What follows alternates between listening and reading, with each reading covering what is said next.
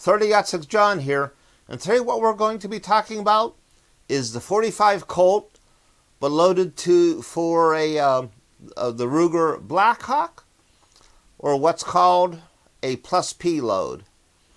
What that means and what it really doesn't mean. So keep on watching, and I hope you enjoy the video.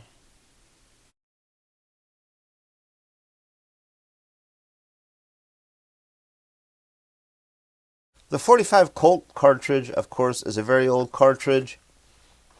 It's a very low pressure cartridge. Runs at SAMI spec for it is 14,000 CUP and PSI. But when Ruger introduced the Super Blackhawk, chambered in 44 Magnum, hand loaders were realizing that the Blackhawk in 45 Colt was the same frame size, so why couldn't they load the 45 Colt hotter? And they started doing that. It was sort of a wildcat. It wasn't standardized. There's no specs on it, but hand loaders were doing it. After a few years, the load manual started including data just for the Ruger Blackhawk and the Thompson Center Contender, since that was a fairly strong frame. This 1991 edition of the Horty Load Manual, it has a section for 45 Long Colt, then 45 Long Colt for Ruger, and TC, that's a Contender only. In the newer load manuals, they give you more information. They don't really give a pressure spec here. The Spear manual says 28,000 PSI, but it does explicitly state right here the following data is to be used only in the TC or the Ruger Blackhawk. They don't talk about any other 45 Colt firearms. They don't talk about newer versions of Smith & Wesson. They don't talk about the Taurus Judge. Here's the SAMI spec page for various handgun cartridges. Here's 45 Colt. You see here there's no 45 Colt plus P.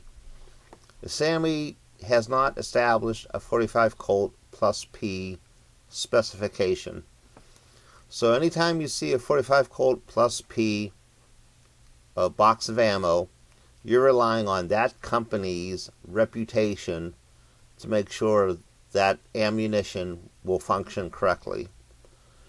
A lot of companies that make plus P type ammo, they'll say on the box or on their website what guns it's good for or not good for.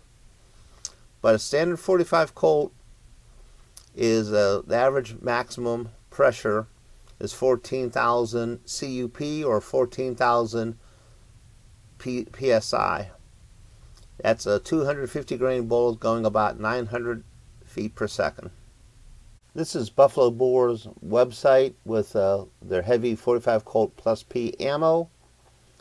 In it they talk about what guns you can or can't use it in.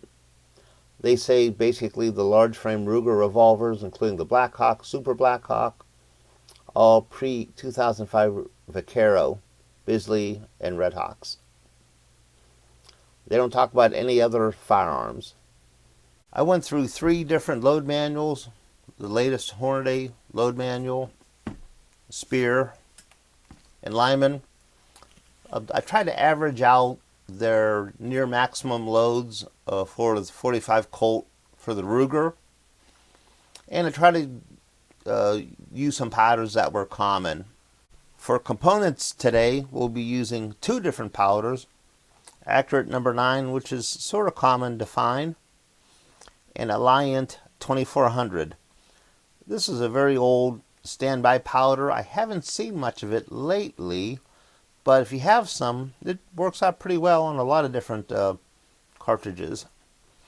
For bullets, we're using these HSM 250 grain round nose flat point hard cast lead.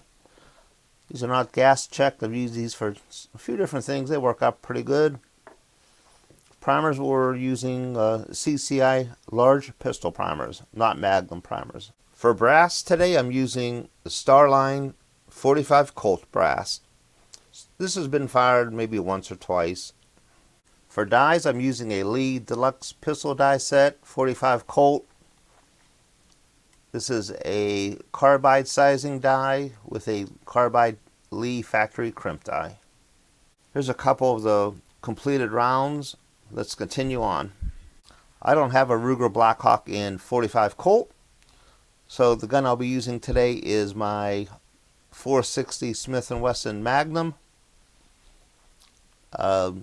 It shoots 45 Colt fine. You do lose a little bit of velocity because of the long cylinder. I accidentally erased the video of me shooting at the range, but here's my target. 45 Colt plus P. I shot this out of my 5-inch Smith & Wesson 460, 7 yards, 250 grain hard cast lead HSM, 20.0 grains of accurate number 9, CCI large pistol primer, Starline 45 Colt brass. 5 shots made a pretty nice 1.5-inch group. My average velocity was 1,094 feet per second. Here's my next target, 250 grain hard cast HSM bullet, 20.0 grains of 2400, same primer, same brass. I pulled one. As soon as I pulled it, I knew that I yanked it, so I'm not counting that one. My next 4 shots there, not quite 2 inches, so not quite as accurate as the previous load. My average velocity was a little bit higher, 1,163 feet per second. Because of the Smith & Wesson's long cylinder for the 460, I'm losing a little bit of velocity as the bullet goes down the cylinder. If you fired these in a regular Ruger Blackhawk for 45 Colt, I would imagine you would get quite a bit more velocity, at least 50, maybe another 100 feet per second. That's all I have for today, everyone. Hey, thanks for watching. Everyone stay safe and have a nice day.